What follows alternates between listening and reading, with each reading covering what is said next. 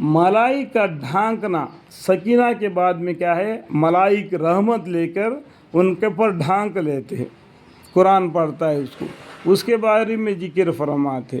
اس سے پہلا سکینہ کے بارے میں ذکر فرمائے۔ ملائک کا ڈھانکنا بھی متعدد روایت میں وارد ہوا ہے۔ اسی دن بن حضیر رضی اللہ عنہ کا مفصل قصہ کتاب حدیث میں آتا ہے۔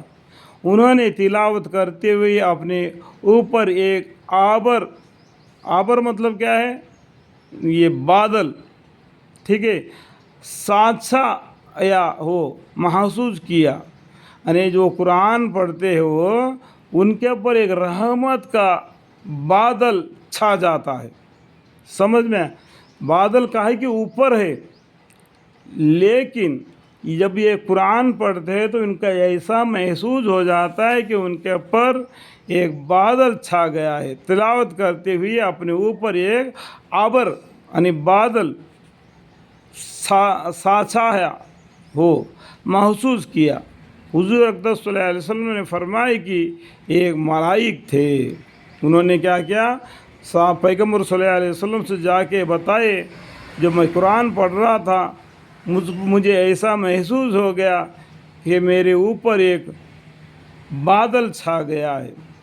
تو پیغمبر صلی اللہ علیہ وسلم نے فرمایا یہ ملائک تھے، یہ فرشتے تھے، یہ آپ کے اوپر چاروں طرف گھیر کے لیے، اور آپ جو قرآن پڑھ رہے ہیں وہ سن رہے تھے، تو آپ کو محسوس ہو گیا کہ میرے اوپر یہ رحمت کا بادل چھا گیا۔ ٹھیک ہے، جو قرآن شریف سننے کے لیے آئے تھے، الحمدللہ، یعنی جب وہ قرآن پڑھتے تو فرشتے آ کے قرآن کو سنتے ہیں کہ یا اللہ مالک پروردگار عالم انشاءاللہ ہمیں بھی نصیب عطا فرمائے، آمین۔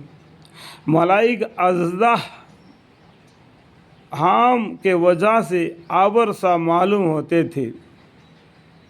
ایک صحابی کو ایک مرتبہ ابر محسوس ہوا تو حضور اقدس صلی اللہ علیہ وسلم نے فرمایا کہ یہ سکینہ تھا، یہ فرشتوں کا یہ تھا، تو یہ بادلوں کے جیسا انسانوں کے سرم پر چھا جاتے ہیں، یعنی رحمت جو قرآن شریف کی وجہ سے نازل ہوئی تھی۔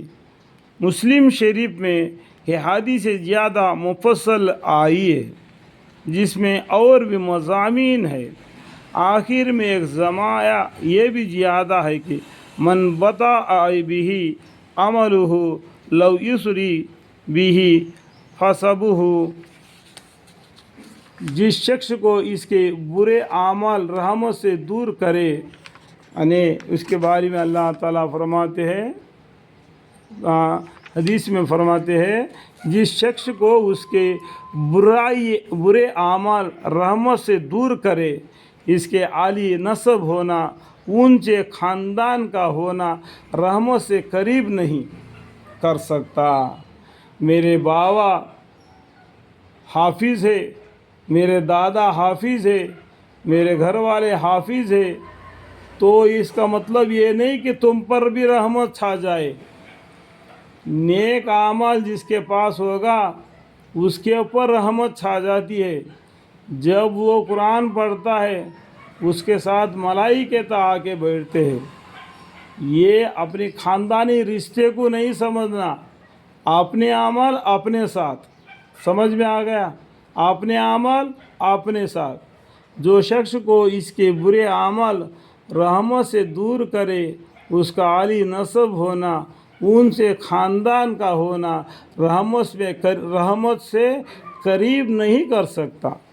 ایک شخص جو وہ پشتانی شریف الصنف ہے مگر فسق و فجور میں مبتلا ہے، یعنی جو ایک شخص جو پشتانی شریف نسب ہے، بالکل دیندار ہے، عالم ہے، مگر فسق و فجور میں مبتلا ہے، یعنی غلطی گناہ میں مبتلا ہے، وہ اللہ کے نزدیک اس رذیل اور کم ذات مسلمان کی برابر کسی طرح بھی نہیں کر سکتا جو متقی پرہیزگار ہے۔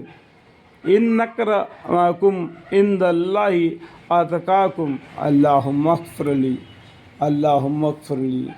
ایسے گناہ اور آفت سے ہمیں اور آپ کو بچائے رکھے، آمین۔